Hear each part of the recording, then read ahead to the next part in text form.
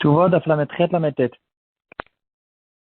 Bonjour, aujourd'hui, on va essayer de traiter le sujet, est-ce qu'on a la mitzvah de Ve'avtel et Racha Kamocha, d'avoir l'amour comme on a vis-à-vis de tous les juifs. Est-ce qu'on a cette mitzvah aussi vis-à-vis des Rechaim? C'est un shiur que j'ai plus les détails devant moi. En général, quand je prépare le shiur, je prends des notes, j'écris les références, etc. Ici, j'ai pas le papier, je suis pas à la maison. Je voulais pas vous pousser encore le shiur, encore un jour à cause de ça.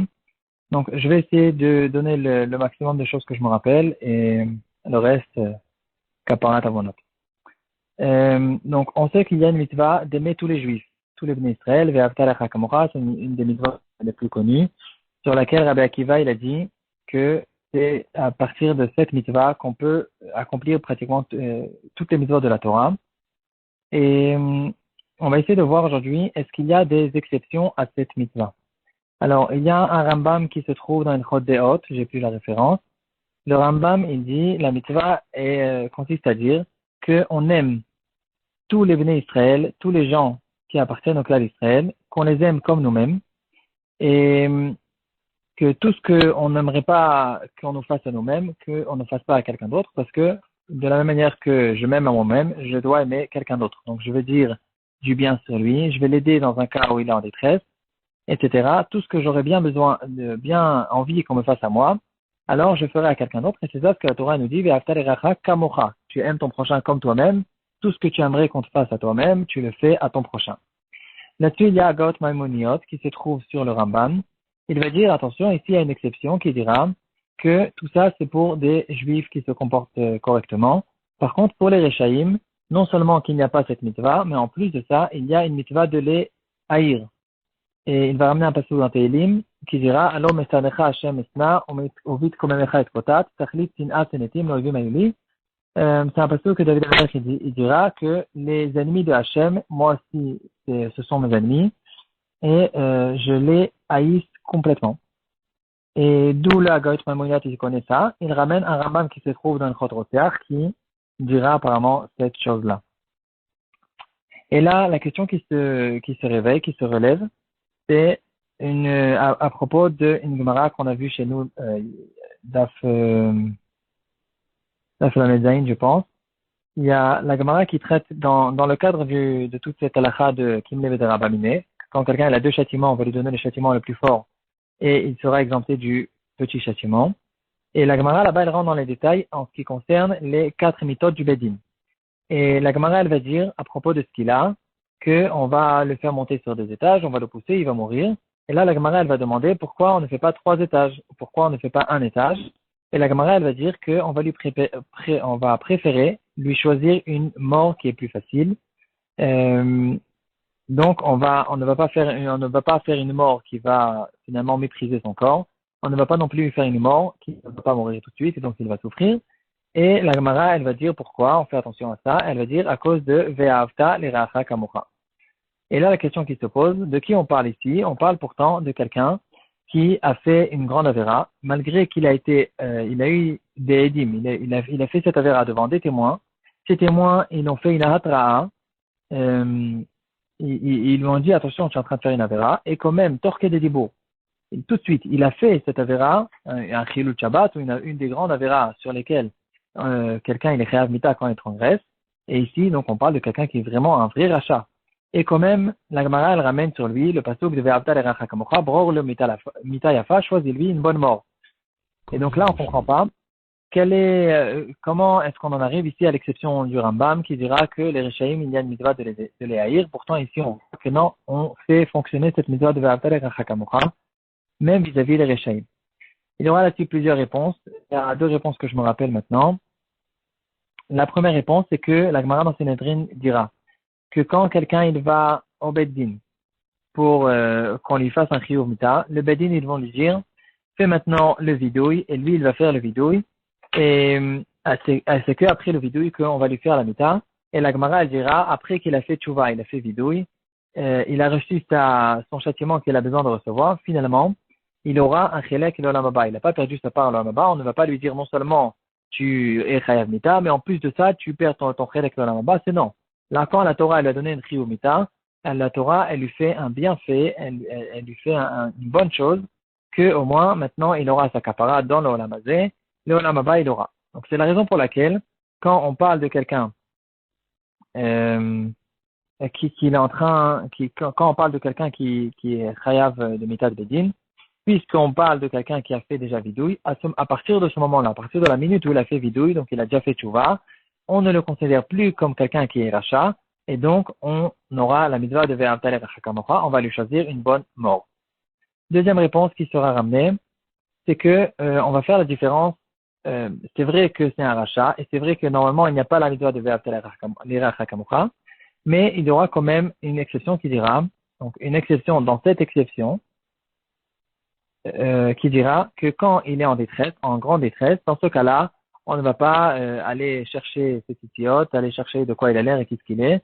On va quand même l'aider dans un cas de grande détresse. Et donc quand quelqu'un il est vraiment, il est en train de mourir, il n'y a pas une plus grande détresse que celle-là.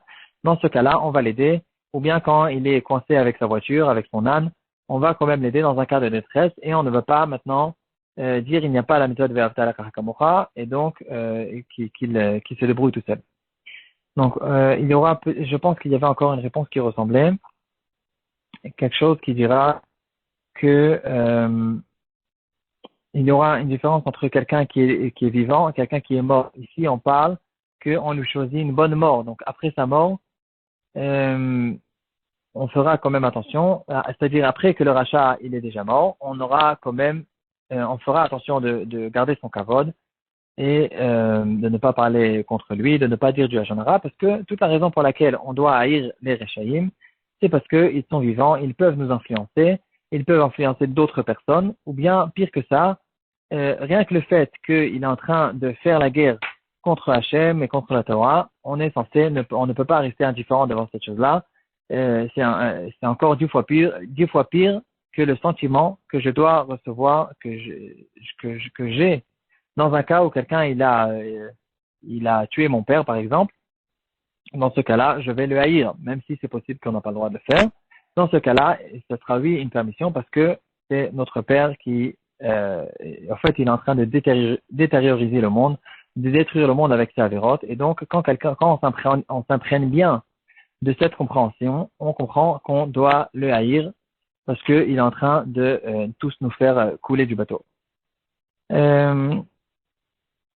Par la suite, il y aura aussi un Shulchan Aruch qui se trouve, si je me rappelle bien, ça se trouve dans la partie Oredea, Iman Reshain Bet.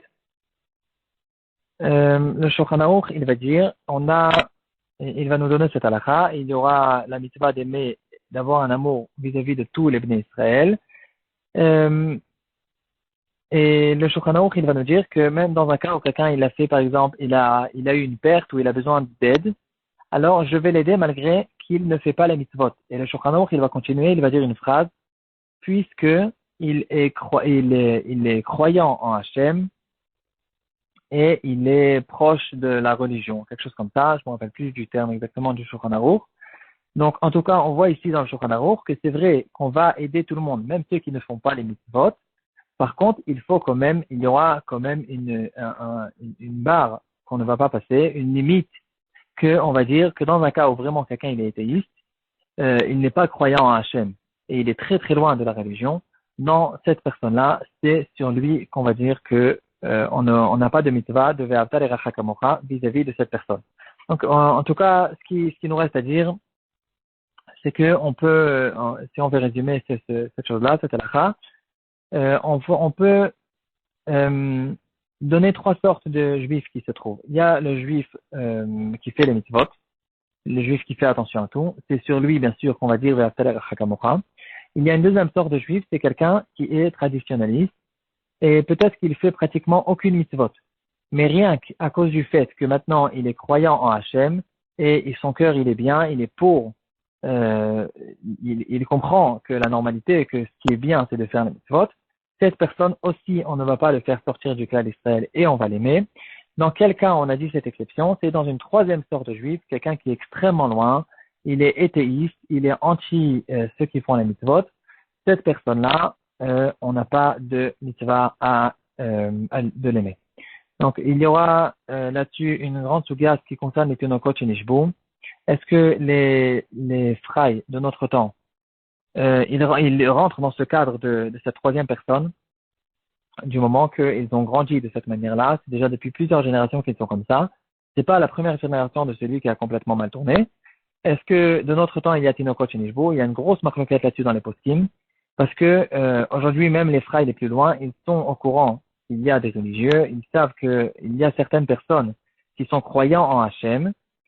Et, on parle bien sûr des frères qui sont très loin, qui sont athéistes, ce qui est assez rare d'ailleurs.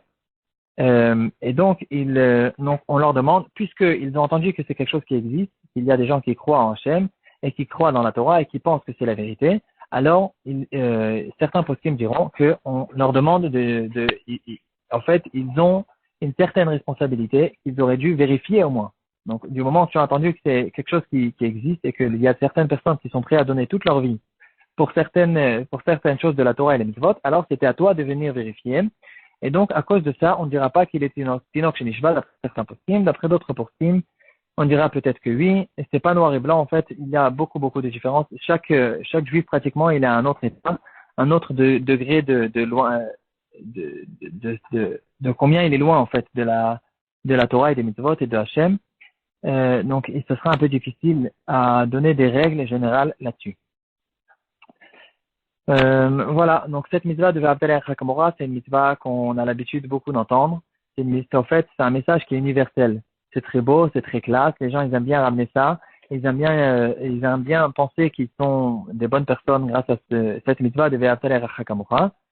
Il faut quand même vérifier. Ça fait partie de toutes les mitzvot. Et donc, on va vérifier d'après l'échelle du Shulchan Aruch, qu'est-ce qui rentre dans cette halakha. On ne va pas rentrer les sentiments et les belles formules qu'on a l'habitude d'entendre à droite à gauche. Tout rentrera dans la balance du Shulchan Aruch. Dans quel cas on dit cette halakha, dans quel cas on ne dit pas cette mitzvah, etc., etc. Bon, voilà.